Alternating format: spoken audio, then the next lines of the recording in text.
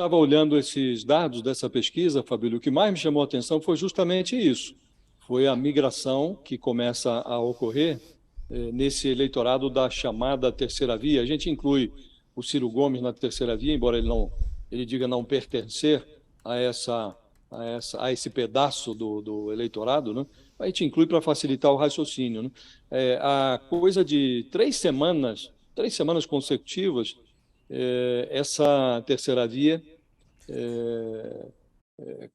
vinha crescendo ali um pouquinho e tal nessa pesquisa FSB. E ela encolheu de 13 para 9%, se a gente considera o cenário espontâneo, né, que é aquele em que o pesquisador pergunta para a pessoa sem mostrar nenhum nome, nenhuma cartela, em quem vai votar.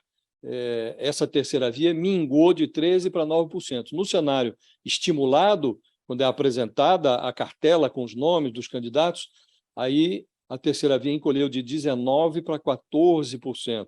E um pedaço desses votos está migrando, um pedaço está migrando para o Lula.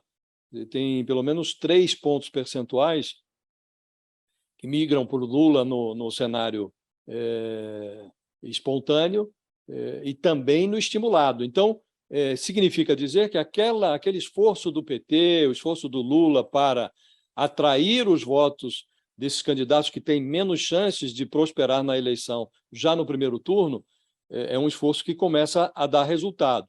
Essa pesquisa é uma pesquisa telefônica, ouviu ali algo como 2.000 pessoas, não se compara a um levantamento do Datafolha, o último foram entrevistadas presencialmente 5.900 pessoas no Datafolha, foi a maior pesquisa já realizada nessa campanha, nessa disputa presidencial, mas, evidentemente, essa pesquisa serve para indicar tendência, Fabíola, e a tendência, a que me chama mais atenção na pesquisa, é essa, está minguando a terceira via.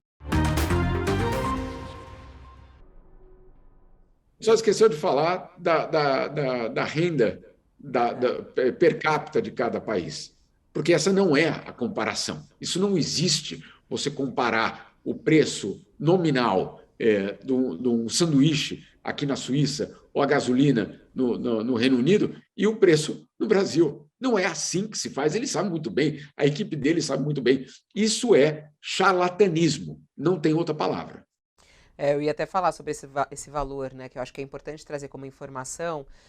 Em Londres, né, o trabalhador britânico recebe pouco mais de R$ 9.175 por mês. É o salário mínimo britânico, R$ 9.175 por mês. Já o salário mínimo no Brasil está em 1.212, quase R$ 8.000 a menos. Né? Então é isso, considerando um carro de 55 litros, no Brasil o motorista gasta hoje 23% do salário mínimo para ele conseguir encher o tanque. E se fosse um trabalhador inglês, ele usaria 1% para encher o tanque. É uma comparação que não é possível ser feita, né, Jamil, como você estava explicando. Não, Fabíola, isso não é feito, nenhum economista faz isso, nenhuma instituição internacional faz isso, nem o Banco Mundial, nem o FMI jamais colocam os preços da forma nominal. Tudo depende de qual é a receita do trabalhador daquele país. Isso para começar a história. Agora, essas manipulações de informação, essas meias-verdades, essas transformações, essas, basicamente, desinformação, a gente sabe que faz parte desse governo. Agora, o que me surpreende, na verdade não me surpreende, mas essa tem sido a realidade, tudo é isso que o Renato acabou de contar para a gente, que o Josias contou, dessas selfies, dessas lives, dessas imagens que são feitas durante um funeral, lembra? Durante um funeral, elas alimentam a rede bolsonarista, que me contam, por exemplo, entre ontem e hoje, estão em êxtase, essas redes, porque o presidente está aí circulando entre os poderosos e fazendo tudo isso que ele faz. Então, eu acho que é absolutamente necessário que a gente coloque de uma forma muito clara que o que está acontecendo em Londres, pelo menos do ponto de vista do governo brasileiro, é uma campanha, é mais um ato de campanha eleitoral. E é isso que vai acontecer em Nova York amanhã. É assim que a gente precisa reportar essa viagem.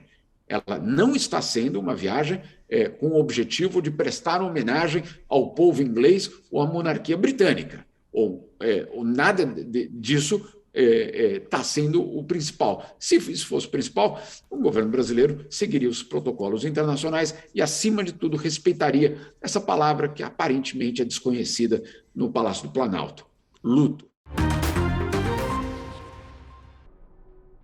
A gente sentiu necessidade de explicar, porque as coisas passam, né? As pessoas às vezes esquecem, mas também o volume de informação que vinha da investigação sobre o senador Flávio era muito grande. Então, ninguém dá conta, né? Então, a gente está sistematizando para ajudar as pessoas a compreender e entender. E a primeira coisa que eu acho que é importante a gente falar, até antes do detalhamento, Fabiola, é que, em função da nota do senador Flávio, até por causa dessa matéria, ele dá uma informação equivocada, quer dizer que a investigação está arquivada. A investigação não está arquivada. Essa é a primeira coisa que eu acho que é importante deixar muito claro para as pessoas aqui. E o senador também não explica. Ele fala que está arquivada, mas ele não explica os detalhes que agora eu vou te falar. Por exemplo, tem um total de 3 milhões de reais que foi encontrado dentro das contas, não das contas bancárias dele, né, porque é dinheiro vivo, mas ao longo dessa investigação, quando eles começaram a cruzar a documentação sobre pagamentos. Então, na loja de chocolates do senador, a antiga conta, porque agora ele vendeu a loja, mas a loja chegou a receber R$1.700.000 em depósitos de dinheiro vivo sem origem especificada, ou seja, não se sabe de onde veio o dinheiro que foi depositado em vários depósitos diferentes. Dentro da declaração de imposto de renda do senador Flávio, foi encontrado ele declarou à Receita Federal que doou à mãe dele, no ano de 2010, R$733 mil em espécie. Também nos pagamentos aí, boletos plano de saúde das filhas da escola, das filhas do senador. Entre 2015 e 2018 foi identificado R$261 mil em diferentes boletos pagos ao longo de 2015 até 2018. Imposto para pagar ITBI e IPTU. Se localizou pelo menos R$91 mil pagos em espécie também ao longo de alguns anos. Também é registrado no imposto de renda do senador Flávio empréstimos que ele teria contraído com funcionários do presidente Jair Bolsonaro, 2 funcionários, no total de R$250 mil. O salário das empregadas do senador Flávio, que trabalhava na casa dele, em 2014, mais R$40 mil pagos também em dinheiro vivo. Então, assim, Fabiola, inegável o tanto de dinheiro vivo que foi utilizado para diferentes ordens, pagamentos, empréstimos. É muito comum, né? E são vários dados que, desde que vieram à tona em função do cruzamento de dados com a quebra de sigilo dele, o senador nunca quis explicar. Ele só sempre atacou o Ministério Público, as investigações e agora a imprensa, né? Qual